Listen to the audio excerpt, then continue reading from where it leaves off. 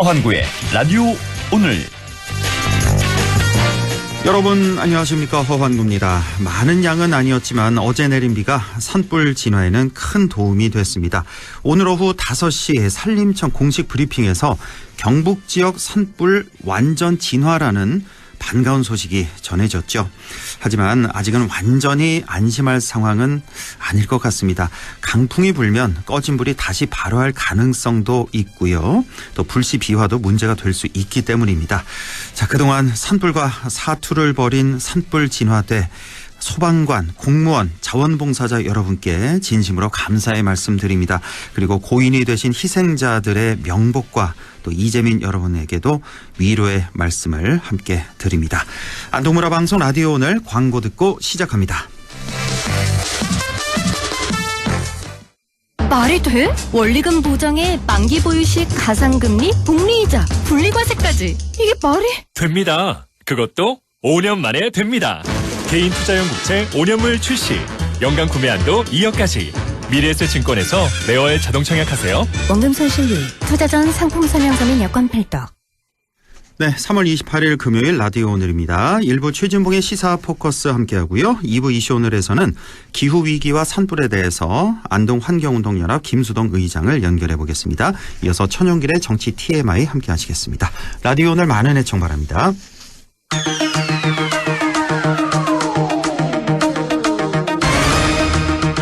네, 시사 포커스 성공회대 최진봉 교수 연결되어 있습니다. 교수님 안녕하십니까? 네, 안녕하십니까? 네, 산불 얘기부터 잠깐 좀 해보겠습니다. 네.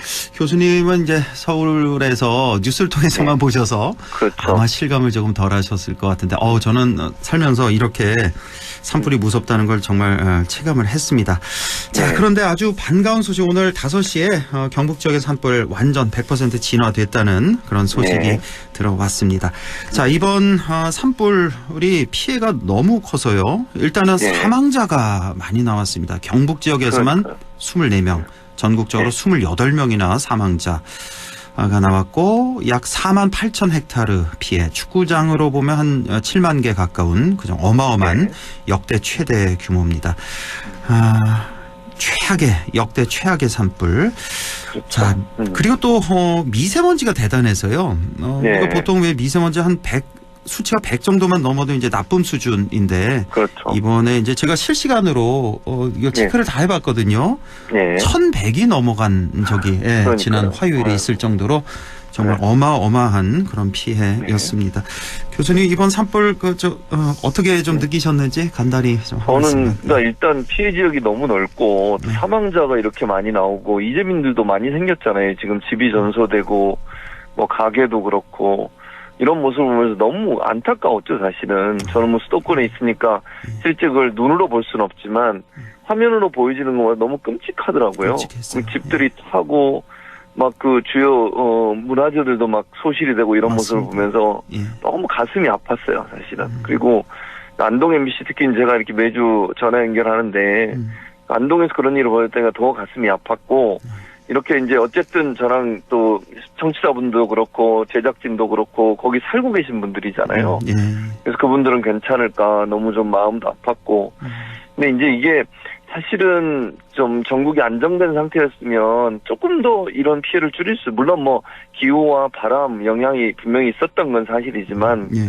조금 더 적극적으로 대응할 수 있지 않았을까 하는 안타까움이 있어요. 그렇죠. 국정혼란 이런 상황, 비상계엄 선포 이후에 사실은 그 사태 이후에 지금 이런 문제들이 계속 일어나고 있어서 좀 안타깝다는 생각이 많이 들었고요. 예. 빨리 이런 국정의 어떤 난맥상 또는 이 국정 혼란을 빨리빨리 마무리해야 뭐 이게 산불뿐만 아니라 다른 어떤 또 일이 벌어질 수 않을까 하는 그런 마음의 안타까움도 있어서 그렇습니다. 이걸 좀 국정이 좀 안정됐으면 좋겠다 이런 마음도 들었습니다. 그렇습니다. 예.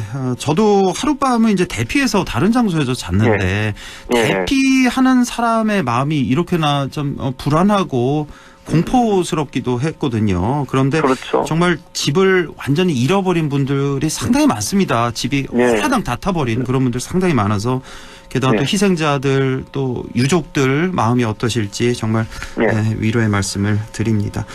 자, 이렇게 국가 재난 상황에서 이제 정치권에서는 좀, 네. 이런 거 갖고는 좀 공방을 안 했으면 좋겠는데, 이번 산불 관련해서 이제 국민의힘에서는, 민주당이 재난 예비비를 크게 깎았다. 이렇게 네. 공격을 했고, 여기에 대해서 이제 민주당 이재명 대표가 국민을 속이는 기만 행위다. 네. 이렇게 지금 맞받아 쳤거든요. 그렇습니다. 재난 예비비에 대해서 좀 어떻게 보십니까? 일단 예비비가 지금 현재 예산으로 통과된 게 4조 8천억 정도 돼 8천억이 좀 넘는데 5조 가까이 되는 거죠. 예. 근데 그게 예비비가 있는 상황인데도 불구하고 마치 민주당 때문에 산불 재난 지역에 대한 지원이 안 되는 것처럼 얘기하는 것은 이건 정쟁거리로 산불 이런 재난도 활용하는 게 아닌가 하는 그런 생각이 들어서 국민의힘이 왜 이런지 잘 모르겠습니다. 저는 개인적으로. 예를 들어서 그럼 4조 8천 원이라는 예비비를 지금 당장 필요한 곳에 지원하면 되는 거잖아요. 예. 근데 뭐 예비비가 없는 것도 아니고 예비비를 삭감한 이유는 예전에 윤석열 정부에서 예비비를 가지고 뭐 해외 순방 가는데 쓰고 여러 가지 쓰면서 논란이 좀 된 부분이 있었고 그런 부분들을 일정 부분 삭감을 한 거예요. 정말 필요한 부분 빼고. 그럼 5조 원이나 되는 돈, 거의 5조 원 가까운 돈이 있는데 이게 뭐 예비비가 없어가지고 지원을 못하는 게 아니잖아요, 지금. 예를 들어서 이렇게 많은 사람이 피해를 당해서 그럼 5조 원이라는 돈을 투입했는데도 그래서 부족하면 추경을 하면 되는 거잖아요. 근데 그런 얘기를 할 수 있는 상황에서 민주당이 예산을 깎았으니까 문제라고 얘기해버리면 사실은 윤석열 정부에서 예비비를 제대로 사용하지 못한 부분들을 바로잡기 위해서 일정 부분 조율을 한 건데 그걸 가지고 마치 산불의 문제가 민주당한테 있는 것처럼 이런 식으로 정쟁으로 몰아가는 것이 과연 무슨 도움이 되겠습니까? 지금은 이재민들이나 피해를 당한 분들을 어떻게 도울까? 여기에 최선을 다해서 노력을 해야 되는 거 아닙니까? 그렇습니다. 국회가 통과시킨 예산안에 예를 들면 5조 원 가까운 돈이 있다면 그 돈을 최대한 투입을 시켜서 빠른 시간 안에 복구하도록 하고 그리고 필요하면 또 추경 예산 편성하면 되잖아요. 예. 추경 예산 편성해서 같이 여야 합의해서 하면 되는 문제를 이게 책임이 마치 민주당에 있는 것처럼 이런 식으로 몰고 가는 것은 정말 이 여당이라고 하는 정당이 문제 해결의 본질을 제대로 보고 있는 것인지 뭐든지 이재명 탓, 뭐든지 전 정부 탓, 뭐든지 야당 탓 아니 심지어 비상계엄도 야당 때문에 했다는 거잖아요. 이런 논리가 과연 국민들이 볼 때 어떻게 보여질까. 여당이라고 하는 정당, 정부 여당이 이런 모습으로 정치를 하고 있으니 국민들이 겪고 있는 아픔이나 어려움들을 제대로 잘 이겨낼 수 있을까. 참 우려되는 상황이라는 생각이 듭니다. 예, 어쨌든 일단 이런 재난 앞에서 정치 공방은 하더라도 좀 나중에 완전히 이제 이게 마무리되고 나서 하든가 좀 국민들 이렇게 좋은 시선으로 안 보니까 이런 건 좀 자제해줬으면 좋겠고 자 이철우 경북지사가 재난지원금 약 한 27만 명 정도 됩니다. 이번 한 5개 시군이 있거든요. 이번에 직접 피해를 입은 27만 명 모두에게 이제 30만 원씩 재난지원금을 지급하겠다라는 그런 발표를 오늘 했는데 원래는 뭐 이철우 지사도 그렇고 국민의힘 쪽에서는 뭐 재난지원금 일괄 지급 이런 걸 계속해서 반대를 해왔던 그랬기 때문에 상당히 좀 놀랍게 좀 들려졌고 또 그만큼 이번 재난이 굉장히 광범위했다. 아주 지금 상당한 위기다라는 걸 보여주는 것 같고 이렇게 모두에게 이제 지원을 일단은 하고 이건 참 잘하신 것 같습니다. 예. 그렇죠. 그리고 또 한간에서는 또 뭐 직접 피해를 입은 사람들 선별해서 거기를 더 두텁게 지원해야 된다 이런 주장을 하시는 분도 있는데 물론 이렇게 전 그 27만 명 모두에게 일단 지원하고. 그 개별적으로 직접 피해 입으신 분들 뭐 집을 완전히 홀라당 날리신 분들이라든가 뭐 농사 뭐 삶의 터전 다 잃어버린 분들 이런 분들 또 따로 개별적으로 지원을 한다든지 아니면 뭐 성금 모금도 이제 시작했거든요. 그렇게 해서 좀 이렇게 좀 잘 돌봐야 될 것 같습니다. 피해 지원을. 자, 그러자 오늘 헌재 얘기를 이제 계속하게 되는데 인내심 이 임계점을 넘은 것 같습니다. 국민들이 이제 원래는 빠르면 3월 7일, 그러니까 4주 전이네요, 벌써. 그때 나오는 거 아니냐? 아니면 늦어도 그 다음 주, 정말 늦어도 지난주까지였는데, 이제 이번 주도 넘어간 이런 상황인데, 이제는 좀 비상 상황? 어떤 비상 대책이 필요한 거 아니냐는 얘기가 나오고 있고, 지금 민주당 김용민 의원 같은 경우는 이거 이대로는 안 되겠다. 개헌을 해서라도 이제 국민 투표로 파면을 하자 뭐 이런 얘기도 나오고 또 국무위원들 줄탄핵을 해서 이래서 이제 국회의장이 공포할 수 있도록 네. 법안을 네. 이런 얘기도 나오고 지금 현재 뭐 5대3이다. 그러니까 인용 기각이 네. 네. 이런 얘기도 슬슬 나오고 있어서 많은 네. 국민들이 좀 상당히 혼란스럽고 좀 불안해하실 것 같습니다. 그렇습니다. 네. 지금 말씀하신 것처럼 이제 민주당 입장에서는 4월 18일, 그러니까 지금 계속 헌재가 이걸 늦추고 있는 바람에 이미선, 문영배 두 재판관이 임기가 끝나는 그 시점이 돼버리면 예. 아예 이제 그 판결을 못하는 경우가 생길 수 있고 또 한편으로는 혹시나 저는 그렇게 하면 안 된다고 보지만요. 선거를 통해 선출되지 않고 지명해서 임명된 총리가 권한대행을 하면서 헌법재판관 2명을 임명할 수도 있다라는 이런 위험성이 생기는 거잖아요. 예. 그렇게 되면 보수 진영에 두 분이 들어가게 되는 거니까 새로. 저는 그거는 하면 안 된다고 생각해요. 왜냐하면 권한대행은 소극적으로 최소한의 업무만 하는 겁니다. 예. 그러니까 임무를 예를 들면 대통령은 선출된 사람이니까 정당성은 갖지만 지명된 사람이 그것도 임명된 사람이잖아요. 대통령에 의해서. 예. 그런 사람이 적극적으로 임명권을 행사하고 사람을 임명한다고 하는 것. 예를 들어서 뭐 국회에서 추천해 오는 것은 형식적인 절차니까 할 수 있다고 봅니다. 그렇죠. 그러나 새로운 사람을 본인이 지명하고 임명하는 것은 이건 충분히 논란이 될 수 있는 부분이에요. 근데 권한 대행으로서. 예. 그렇죠. 예. 근데 그럼에도 불구하고 한덕수 총리가 할 수도 있는 거잖아요. 예. 그런 위험성이 있기 때문에 민주당 입장에서는 이걸 막아야 된다는 절박감이 이런 이제 여러 가지 말씀하신 여러 가지 얘기를 나오게 하는 건데 일단은 모든 국무위원들을 탄핵시키는 것은 민주당에서 지금 현재는 고려하고 있는 상황은 아닙니다. 예. 조국 혁신당이 사실은 이 얘기를 지금 꺼냈고요. 예. 조국 혁신당은 오늘도 인터뷰 기자회견하면서 국회의장에게 빨리 국회 본회의를 열어서 탄핵을 다 하고 그리고 나서 법을 통과시키자. 근데 그 법이 뭐냐면 헌재법을 통과시키는 건데요.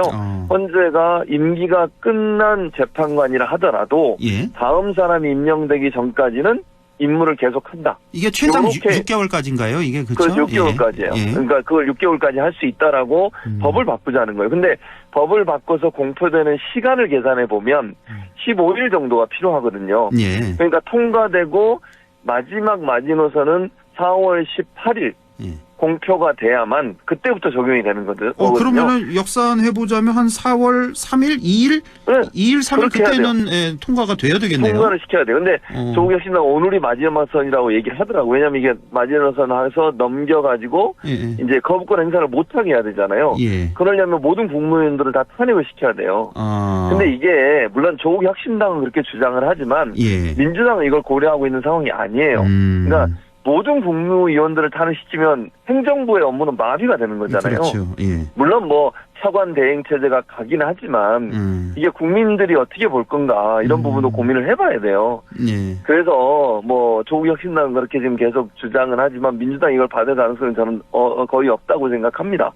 그러나 이제 이런 건 있어요. 최상목의 탄핵안은 이제 이미 발의가 된 상태니까 국회의장이 상정만 하면 되고요. 예. 그다음에 한덕수 총리에 대한 재탄핵은 검토 대상입니다. 민주당도. 그래요. 예. 뭐 그거는 검토 대상이니까 최후의 경우에는 한덕수, 최상목 두 사람이 함께 탄핵이 되는 경우는 있을 수 있다고 봐요. 저는 탄핵안을 발의하게 되면. 예. 문제는 이제 의장이 언제 이걸 상정하느냐 문제는 상정하고 24시간에서 72시간 사이에 이걸 이제 처리를 해야 되거든요. 예. 그 상황이기 때문에 이건 좀 지켜봐야 됩니다. 그러나 지금 말씀하신 모든 국무위원들을 다 탄핵시키는 안은 민주당은 현재는 검토하고 있지 않다. 조국 혁신당의 주장이 이렇게 정리할 수 있겠습니다. 알겠습니다. 자, 민주당 대표, 민주당 이재명 대표, 2심에서 이제 무죄 선고를 받았는데, 여기 이 선고를 두고 참 말이 많은데, 뭐 간단히만 좀, 눈여겨볼 부분 좀 말씀해 주시죠. 예. 두 가지인데요. 사실은 이제 이번 재판부가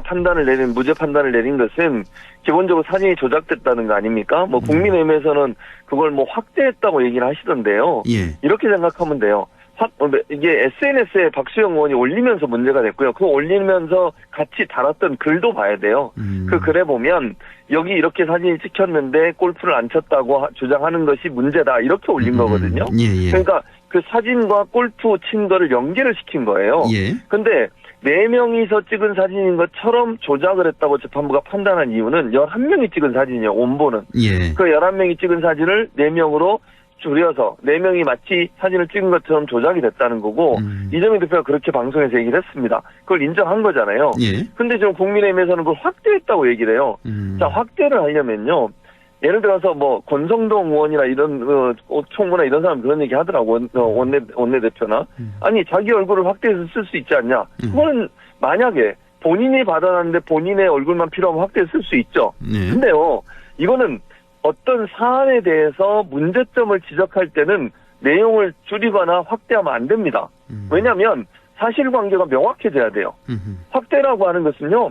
그걸 좀 더 필요해서 확대할 수는 있겠지만 원래 주장을 할 때는 원본 사진을 올려놓고 이 사진에 의하면 이런 문제가 있다고 얘기를 해야 되겠죠. 예를 들면 언론에서 보도할 때도 마찬가지입니다. 많은 분들이 또 뭐 국민의힘 사람들이 언론에 보도할 때 다 이게 중요한 부분만 한다고 하는데 그거는 그것만 해도 본질의 내용을 변하지 않을 때는 그렇게 할 수 있어요. 근데 이게 중요한 내용이 한 부분만 빼내가지고 올려서 그걸 이상하게 오해를 만들어낼 수 있는 요소가 있다면 그렇게 하면 안 되는 거죠. 언론도 보도를. 근데 그걸 가지고 문제 있다고 얘기하는 건 그건 좀 말이 안 된다고 생각하고 협박이라고 하는 또 느낌이라고 재판부가 판단을 한 거 아닙니까? 국토부에서 공문이 내려오니까 지자청 입장에서는 그게 협박으로 느껴졌다. 압박을 협박이란 말로 표현했을 뿐인데 그건 느낌적인 것인데 그렇죠. 그 느낌을 가지고 그게 허위사실이니까 처벌해야 된다. 이렇게 볼 수 없다는 게 판단이기 때문에 이렇게 상식적인 결론에 이르렀다고 봅니다. 저는. 행위가 아닌 인식에 대한 발언이었다. 이건 처벌할 수 없다. 그렇죠. 라는 말씀까지. 자, EBS 신임사장으로 MBC 아나운서 출신 신동호 씨가 임명이 됐는데 자, 어제 오늘 또 모든 그 노조원들 또 직원들이 나와서 출근을 막았단 말이에요. 그렇죠. 자, 이건 왜 이런 사태가 있는 건지 어떤 문제점이 있는 건지 좀 말씀해 주시죠. 가장 큰 문제점은 뭐냐면요. 이진숙 위원장이 불법이라고 대법원이 판단을 내린 내용들을 전혀 지키지 않고 있는 거예요. 불법 행위를 하고 있다고 저는 봅니다.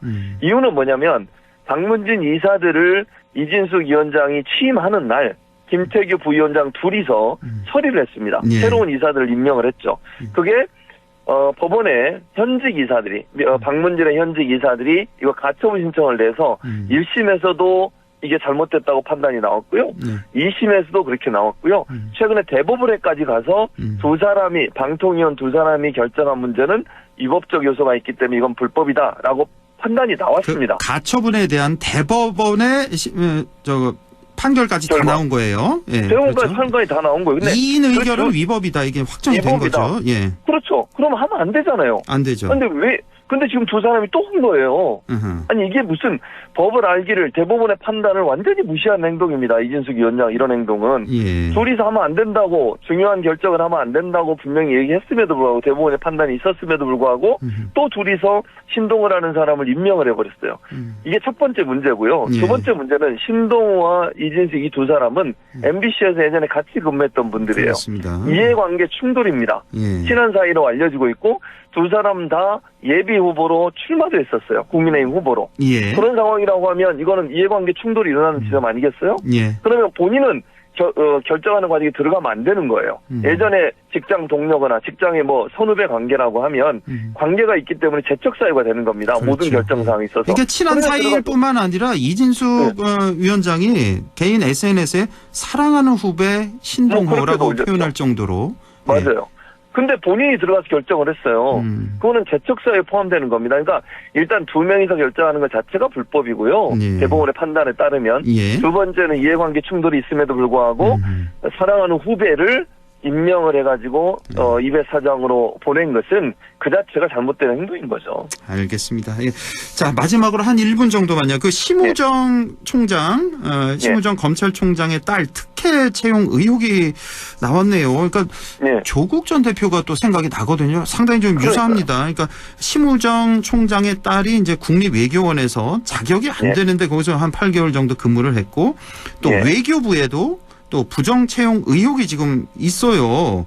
그러니까 직원 자격이 안 되는데 원래 뭐 예를 들어 뭐 대학원 졸업자를 대상으로 했는데 대학원 재학 중인데도 여기 이제 채용이 되고 뭐 이런 식이란 말이죠. 그러니까 조국 딸 그 외 장학금이라든지 봉사활동가 이게 또 비교가 된단 말이에요. 그렇죠. 제가 볼 때는 심우정 총장의 딸이 훨씬 심각해요. 그렇죠. 이게 무슨 말이냐면 조국 전 대표 같은 경우에는 예를 들면 뭐 인턴 한 거 이거 예. 서류 낸 거, 상장 서류 낸 거 이게 이제 잘못된 거라고 지금 판단을 받은 거잖아요. 예. 근데 이거는 심우정 총장의 딸을 취업시키기 위해서 아예 그 외교부 내에서 기관들이 내용을 바꿔버린 거예요. 그러니까요. 그러니까 이거는 예를 들면 석사학위가 있어야 된다거나 또는 뭐 경험이 얼마 정도 경력이 있어야 된다거나 이런 제한 사항이 있었는데 그걸 뛰어넘어서 그 제한 사항에 걸림에도 불구하고 그 사람을 취업을 시킨다거나 또는 원래는 뭐 외교 전문가인가요? 뭐 이런 경제 전문가, 예. 경제 전문가를 뽑으려고 했다가 예. 갑자기 내용을 바꿔가지고 외교 뭐 국제 정치 전문가 이렇게 예. 바꿔버린 맞습니다. 거예요. 예. 그건 어떤 사람을 특정해서 그 사람을 취업시키기 위해서 내용을 바꾼 거잖아요. 이건 예. 아주 조직적으로 외교부나 외교부 관련된 기관이 조직적으로 개입했을 가능성은 충분히 얘기하는 거예요. 이거는 성관이의 취업과 거의 비슷하다고 저는 생각해요. 예. 성관이가 최근에 그 자녀들 취업한 것 때문에 문제가 되고 있잖아요. 예. 그것과 뭐가 다르냐고요, 그러면. 권력기관에 있는 사람의 자녀를 취업시켜주기 위해서 규정 자체를 바꿔가지고 새로 낸다, 공고를. 이게 예. 말이 되냐고요, 지금. 말이 안 되죠. 예. 이 검찰총장 같은 경우는 이제 공수처 수사 대상인데 공수처에서 그렇습니다. 기소를 할까? 좀 어떻게 보십니까? 저는 기소할 거라고 봅니다. 아, 공수처는 뭐 잘 아시는 것처럼 지금 공수처가 그 여러 가지 논란이 배경이다 보니 검찰과의 충돌이 많이 이루어지고 있잖아요. 예. 그래서 공수처 입장에서는 저는 할 거라고 오동훈 처장이 할 거라고 보고요. 예. 그런 차원에서 본다면 이건 반드시 수사해야 된다고 봅니다. 반드시. 누가 봐도 예. 이거는 문제가 심각한 문제예요. 그렇죠. 예. 근데 이거를 기소를 안 한다? 그거는 문제가 있는 거죠. 그건 그렇죠. 공수처가 비판받을 일이에요. 예, 알겠습니다. 여기까지 보죠. 성공회대 최진봉 교수였습니다. 고맙습니다. 예, 감사합니다. 네, 라디오 오늘 2부에서 뵙겠습니다.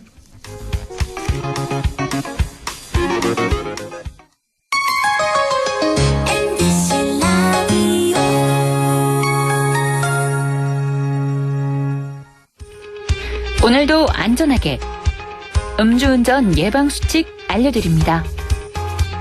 첫 번째, 술자리가 예정된 경우 미리 귀가 방법을 정하고 차는 가져가지 않는 것이 안전합니다. 두 번째, 음주 후 자전거나 전동 킥보드를 이용하는 것도 음주운전 처벌 대상에 포함됩니다. 세 번째, 과음을 한 다음 날에는 대중교통을 이용해 주세요. 숙취 음주운전 역시 처벌 대상입니다. 네 번째, 음주운전을 방조하는 경우에도 3년 이하의 징역형 또는 1,000만 원 이하의 벌금형에 처해질 수 있습니다. 적극적으로 말려주세요. 위험한 음주운전 미리 예방하여 소중한 생명을 지켜주세요.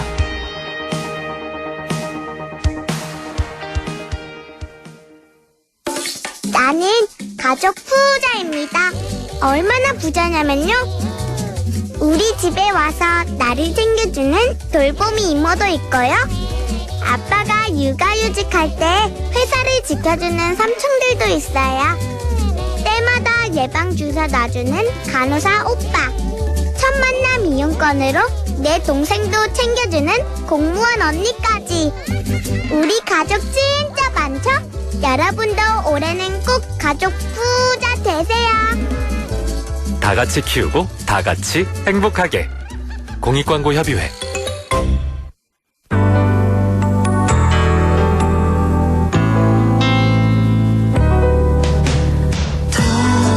어렵던 날도 많았죠. 우리 함께 한다면 따스함을 느껴요. 사랑이 있어요. 소중함을 잃어봐요. 우리 함께 여기 있으니 감동과 사랑 있는 MBC 라디오 문화방송 100.1 MBC 라디오.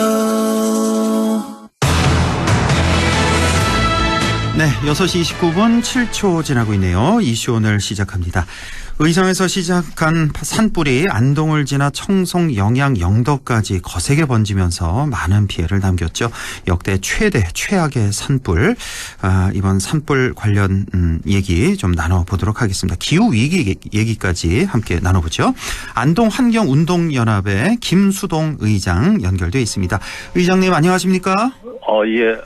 안녕하십니까. 아유, 그렇게 안녕하지는 못한 것 같습니다. 예. 혹시 예. 개인적으로 뭐 큰 피해를 보시진 않았고요, 이번에? 저는 뭐 시내에 살기 때문에 개인적으로 피해를 보진 뭐 큰 피해는 없었지만은 다행입니다. 뭐 시내 일대를 덮은 이 연기 때문에 굉장히 불안하기도 했었고 주변에 그 외곽지에 그 산불 때문에 피해를 입은 걸 보면서 오늘 또 제가 오후에 몇 군데를 둘러봤는데요. 정말 이 처참하기가 짝이 없습니다. 그러니까요. 예, 집을 잃은 분들 얼마나 이 하늘이 무너지는 그런 기분일지 또 사망자가 그렇죠. 또 워낙 많이 나와서 예. 유족들도 참 너무나 허망할 것 같고 이번에 인명 피해가 너무 많았다는 거. 예. 참 그게 너무 안타까웠고요. 예. 이게 제가 보니까 이게 그 재난 매뉴얼이 제대로 작동을 했는지 아니면은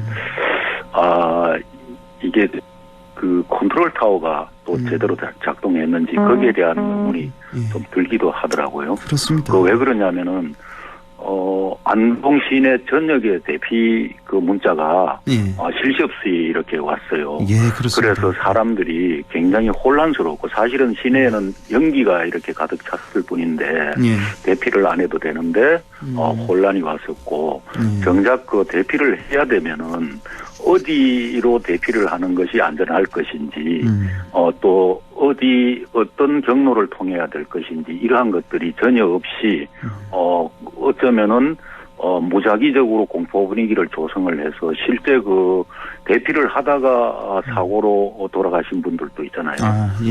그래서 이러한 부분들이 굉장히 참 아쉬웠습니다. 예, 뭐 다행히 오늘 이제 조금 전 5시에 산림청장이 이제 완전 진화됐다는 공식 브리핑을 했는데 참 그 천만다행입니다. 이 산불이 그렇죠. 사실은 뭐 몇 주도 갈 수 있지 않느냐 뭐 이런 예상도 나왔기 때문에 어제만 해도 상당히 불안했는데 오늘 뭐 7일 만인데 이게 참 걷잡을 수 없이 이렇게 산불이 그 확산되면서 하늘을 쳐다봐야 된다라는 그 상황이 정말로 안타까운 부분이죠. 그만큼 오늘 이렇게 완진을 했다는 거는 정말 그 산불 진화대원들 또 공무원들 또 뭐 자원봉사 모두가 하나 돼서 얼마나 이 수고를 하셨는지 정말 너무너무 고맙습니다. 너무 애쓰셨어요. 아유, 참 이렇게 큰 산불이 발생하면 이게 산림만 훼손되는 게 아니라 산림 생태계 전반에 이게 아주 치명적인 문제가 발생하는 거 아니겠습니까? 그렇죠. 우선 뭐 사람만 보더라도 생활 전반이 뒤틀리게 되고 또 산불에 대한 트라우마가 오래도록 남지 않겠습니까?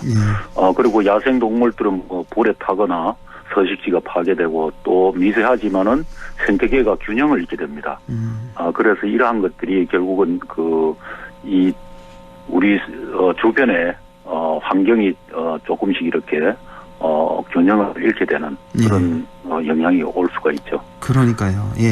자, 이번 산불이 잘 꺼지지도 않았고요. 아주 확산 속도도 빨랐습니다. 뭐 시속 8km 정도로 갔다는 그런 보도도 있었는데, 자, 이게 물론 뭐 우리 다 압니다. 바람이 워낙 거셌고 또 건조함이 너무 심했고 또 상대적으로 또 고온이었고 뭐 이런 것 때문에 확산이 매우 빨랐다 이런 보도가 나오는데 이것 말고도 또 뭐 어떤 이유 때문이라고 어떤 문제점이 있었다고 보십니까? 뭐 일반적으로 요즘 그 웬만한 지식들은 인터넷을 통해서 이렇게 보면 다들 아시는 부분이 있겠는데요. 일단 그 우리나라 조림 방식이 좀 이렇게 문제가 있었지 않나. 조림 방식. 이거는 꾸준히 일부 전문가들한테서 로부터 꾸준히 제기되던 부분인데 침엽수 중심 그러니까 소나무 중심의 조림 방식 또 이것을 소나무만 남겨놓고 화렵수를 이렇게 간벌을 하는 문제 사실은 이게 침엽수 소나무가 이 산불에 굉장히 취약하다. 그렇습니다. 또는 취약한 정도가 아니고 소나무의 송진 등이 신라 역할을 해서 오히려 산불을 엄청나게 확산시키는 역할을 한다. 그리고 또 나무 간벌을 이렇게 하면은 바람 통로가 이렇게 확보가 돼가지고 바람이 지금 도깨비 불이라고 하고 뭐 이렇게 하지 않습니까? 이게 또 한편으로는 좀비 불이 되는데요. 이게 두껍게 쌓인 이 낙엽들이 이게 불씨가 들어가면은 금방 물이 밖에서 이렇게 가더라도 꺼지지 않고 이제 그 최대 7일까지 이렇게 갈 수가 있다고 하더라고요. 7일까지요? 낙엽 밑에. 그래서 그 의성하고 이렇게 나무 일찍 이러한 데를 그 사실은 진화를 했지만은 다시 이제 그 재발화가 돼가지고 이렇게 확산이 또 됐지 않습니까? 이러한 것들이 결국은 우리가 조림의 방식 문제, 간벌의 문제, 뭐 이러한 것들이 오히려 그 좀 산불을 확산시키는 영향을 줬지 않나 그렇게 생각을 합니다. 개인적으로 어떻게 보세요? 지금 산림청장이 완진됐다, 100% 완진했다고 발표를 했잖아요. 조금 전에 5시에. 이 산불이 혹시 조금 불씨가 다시 살아날 가능성도 있는 겁니까 지금? 그 이전 사례를 보더라도 완진을 물론 뭐 이 책임자가 완진을 했다고 하면은 국민들은 믿을 수밖에 없는데 제가 오늘 의성 고원사 주변하고 인마 쪽으로 이렇게 가보니까 간간히 주변에서 연기가 올라오는 데가 있더라고요. 그래서 그러한 것들이 혹시라도 이게 그 재발화 위험성이 있게 되면은 큰 산불로 다시 그 재점화가 될 테니까 그 주변에는 좀 이렇게 소방대원들이 철수를 하더라도 마을 주민들을 좀 이렇게 예의주시하도록 그런 조치가 필요할 것 같습니다. 그렇군요. 오늘 고운사를 다녀오셨군요. 그 뉴스 보도 보니까 그 고운사 대웅전화가 또 하나 건물 뭐 2개는 괜찮다고 하던데.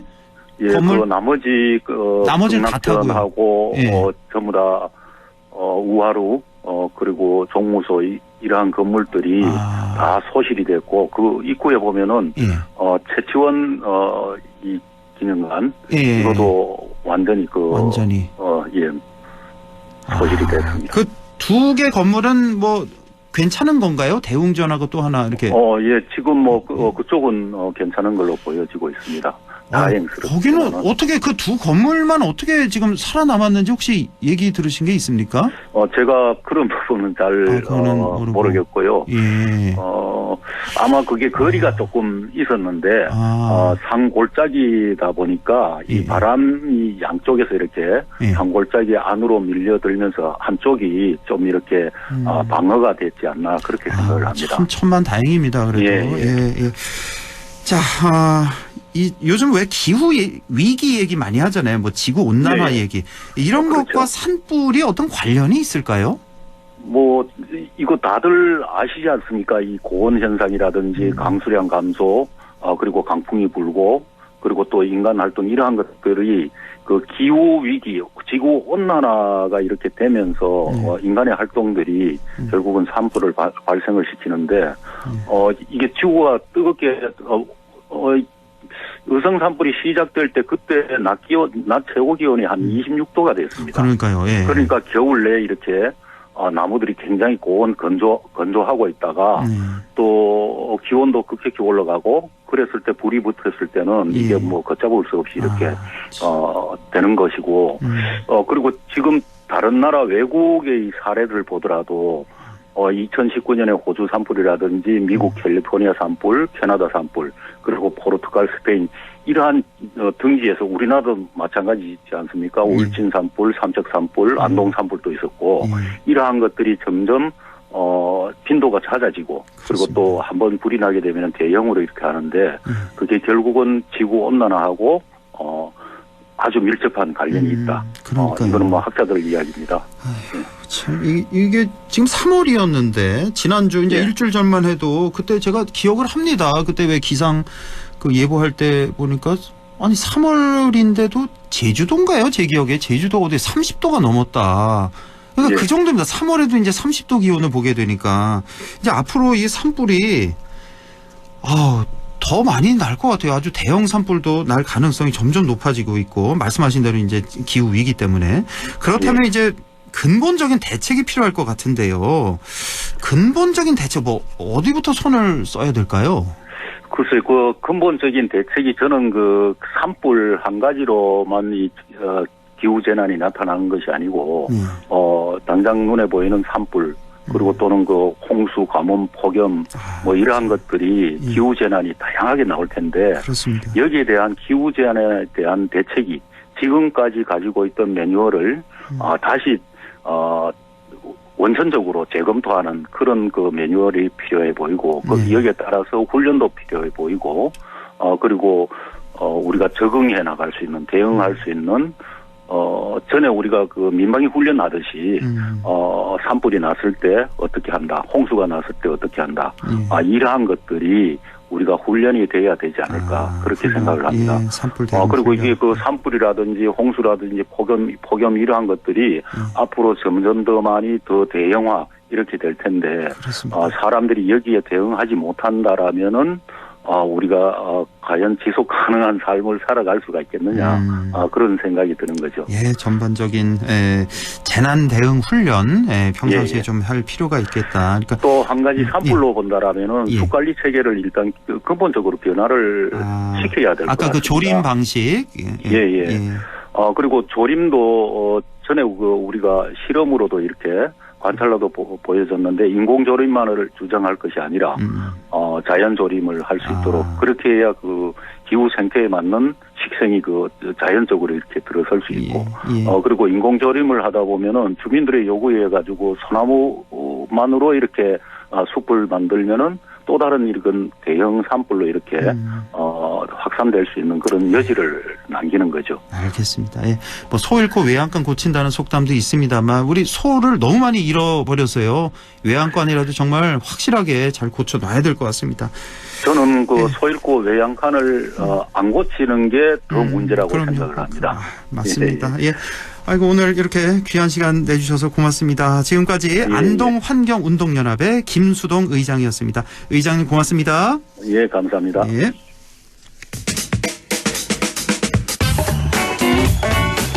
네, 천용길의 정치 TMI 바로 이어가겠습니다. 천용길 시사평론가 연결되어 있습니다. 안녕하십니까? 네, 안녕하십니까? 예, 오늘 정치 TMI 주제는 역시 산불 관련한 주제 준비하셨을 텐데 아주 반가운 소식 한 1시간 반 전에 들어왔죠. 그 완전 그렇습니다. 100% 진화됐다고. 예. 네. 예, 소식 전해 주시죠. 네, 그 산림청장이 직접 브리핑을 냈는데요. 오늘 오후 5시 반 기준으로 이 경북 지역에 났던 이 산불의 주불 진화가 완료가 됐다고 발표를 했습니다. 그렇지만 아직까지 또 계속해서 주의를 놓아서는 안 되는 상황인데 앞서 김수동 환경운동연합 의장님께서는 이 기후위기 문제와 산불이 더 자주 날 수 있다. 여기에 대비해야 된다. 이야기를 하셨는데 오늘 또 제가 준비한 주제는 산불이 나기 좋은 환경은 있지만 그렇다고 해서 대형 산불이 무조건 많이 발생하는 것은 아니다. 결국에는 이 정치가 어떻게 결정하고 준비하느냐에 따라서 이 기후위기에 대응할 수 있는 것도 충분히 우리가 대응할 수 있고 대형 산불에도 우리가 충분히 예방할 수 있다. 이 이야기를 한번 준비해봤습니다. 이런 재난이 뭐 일어나는 건 어쩔 수 없는 일이지만 우리 정치의 역할도 중요하다. 이걸 충분히 줄일 수 있다. 여기에 초점을 맞춰서 오늘 얘기를 좀 나눠보겠습니다. 자, 그럼 먼저 이 대형 산불로 번진 원인하고요. 정치의 관계부터 좀 살펴볼까요? 네, 제가 오늘 살펴보면서 대형 산불의 원인, 그리고 대형 산불 진화 과정, 그리고 이후 대책 이 세 가지로 나눠서 볼 텐데 뭐 이번 산불이 강하게 확산된 원인으로 뭐 건조한 날씨, 강풍, 뭐 불에 잘 붙는 송진을 많이 가지고 있는 소나무를 집중적으로 조림했다. 여기다가 기후위기까지 여러 가지가 꼽히고 있는데 종합해보면 한 가지 요소가 아니라 이 여러 가지가 모두 복합적으로 작용했다라고 봐야 될 것 같습니다. 그런데 제가 산불이 지나간 현장들을 이게 어제 그리고 오늘 직접 다녀봤는데 이 발화가 이뤄지고 나서 능선을 따라 불길이 순서대로 옮겨 붙은 것이 아니라 강한 바람에 의해서 불씨와 불똥이 튀면서 어떤 구간은 건너뛰고 또 그러다 보니까 의성에서 80km 떨어진 영덕까지 하루 만에 확산이 된 건데요. 네, 이런 원인 가운데 뭐 건조한 날씨나 강풍은 우리가 사람이 당장 어떻게 조절할 수는 없는 거지 않습니까? 그러니까 장기적인 기후위기 문제를 제외하면 정치와 아주 밀접한 관계가 있는데 이 대표적으로 이야기되고 있는 것이 소나무 단일종으로만 빽빽하게 산을 채우는 이 문제가 이번 산불에서도 문제로 지적이 됐습니다. 그렇죠. 이 조림 문제 아까 김수동 네. 의장도 지적을 했던데 사실 이 조림 사업 이것도 어떻게 보면 정치예요. 그렇죠? 어떻게 정책을 세우느냐 어떤 방향으로 맞습니다. 가느냐. 예. 자, 이 소나무가 이제 불에 타기 쉽기 때문에 또 그 안에 네. 이제 송진이 또 윤활유 역할을 하기 때문에 이렇게 빠르게 확산됐다는 건데 이게 이제 정치와는 직접적으로 어떤 관계가 있을까요? 네, 앞서 우리 앵커께서도 이야기해 주셨지만 정치가 단순하게 보면 우리 여야 간의 싸움이 아니라 제도를 어떤 방식으로 만들 거냐, 이 공동의 이익을 위해서 세금을 누구한테 얼마나 걷어서 어디에다 쓸 거냐, 이걸 결정하는 기준을 만드는 게 이 정치이고 우리가 흔히 이야기하는 국회와 정부인데 이 결정에 따라서 이 소나무 집중 조립, 빽빽하게 심는 정책 역시 결정이 됐습니다. 그러니까 생각해 보면 한국 전쟁, 6.25 전쟁 끝나고 나서 민둥산이라고 불렀었잖아요. 예. 그런데 이 소나무를 빽빽하게 심게 된 것이 1960년대부터였습니다. 그러니까 소나무를 빽빽하게 심은 이유가 예전 민둥산과 비교하면 뭔가 우리도 회복하고 있다. 우리가 이만큼 발전하고 있다라고 하는 걸 좀 보여주는 차원. 특히 사시사철 이 소나무를 심게 되면 이 소나무가 가지고 있는 여러 가지 이점들을 단시간 내에 누리겠다라는 정책 결정을 1960년대에 했던 겁니다. 예. 그런데 이 산림의 나무 밀도가 이 상대적으로 낮은 주변 국가들과 비교해 보면 우리가 소나무도 많고 산림의 밀도도 빽빽하다 보니까 한번 산불이 발생하면 걷잡을 수 없이 빠르게 확산하는 환경으로 바뀌게 된 겁니다. 예. 그러니까 또 하나는 어떤 나무를 심을 거냐, 소나무만 집중적으로 심는 이 결정을 한 것도 결국에는 정치적인 결정이었는데. 그 얘기 들어가기 앞서서요. 지금 네. 소나무를 너무 빽빽하게 심은 게 이거 문제된 거 아니냐는 지금 말씀이신데. 네. 조금 전에 김수동 의장님은 말씀 중에 우리가 왜 네. 간벌 작업이라고 하잖아요. 이제 중간에 이렇게 나무 드러내는 거. 네. 간벌 작업을 해서 그 사이사이 공간이 많아져서 바람이 많이 통하게 돼서 빨리 번진 거 아니냐 이렇게도 또 분석을 해 주셔서 네. 이거는 좀 정확하게 사후에 좀 분석 작업이 좀 필요해 보입니다. 이거는 이 빽빽한 게 더 위험한 건지 듬성듬성 나무가 있는 게 더 위험한 건지는. 네, 뭐 그 부분은 예. 그 밀도의 공간을 어느 단위로 볼 거냐에 따라서 좀 이 다른 전문가들이 진단을 하고 있는데요. 그러니까요. 중간중간 소나무들을 심어놓고 여기를 간벌 작업을 중간중간 간격을 한 1, 2m 내에 간벌 작업을 하는 것과 그리고 우리 산 전체를 놓고 보면 소나무를 조성해 놓고 그 가운데 또 일정 부분 한 화엽수림을 조성해 놓고 그 다음에 소나무림을 조성하는 것. 요거 사이에 우리가 정책을 어느 것이 방금 지적하신 게 어느 것이 100% 옳다가 아니라 이런 전체적인 그림이 우선적으로 필요한데 우리 같은 경우에는 소나무를 심어놓고 중간중간 잘 자라지 않는 소나무를 더 잘 자라게 하기 위해서 간벌 작업을 했던 게 목표다 보니까 이게 바람길을 통하게끔 하기도 하고 탈 수 있는 땔감을 많이 공급하게 된 원인이 되기도 했습니다. 네. 여기에다가 화엽수를 함께 심는 혼유림 조성이 필요하다. 이런 의견이 2010년대부터 꾸준히 제기가 되어 왔습니다.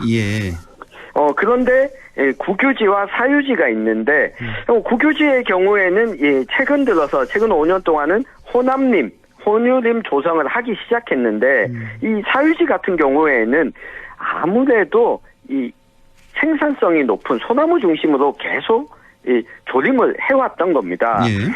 특히 의성을 포함해서 경북 전체가 전국의 광역자치단체 가운데 소나무 숲 면적이 1위입니다.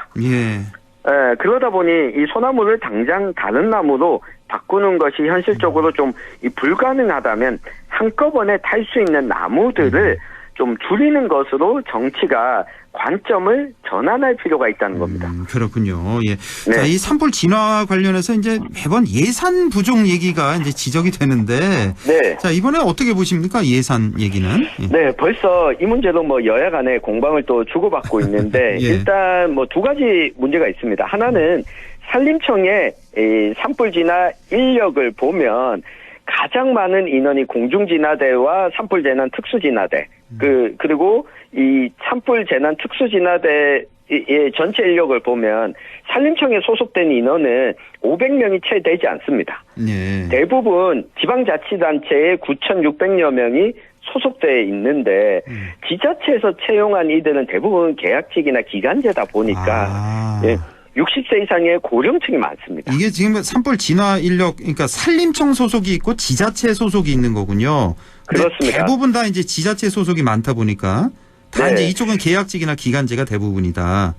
그렇습니다. 네. 이러다 보니까 진화 초기에 압축적으로 좀 작업 진행을 해야 되는데 안정적이지 못한 조건에서 고령층이 주로 일하게 되다 보니 그렇죠. 이 교육과 이 전문적인 훈련을 갖춘 좀 젊은 인력들이 일할 수 있도록 산림청이 좀 직접 고용하고 지자체가 이 인력들을 활용할 수 있도록 전환해야 된다. 여기에 예산 투자를 해야 된다는 목소리가 있었고요.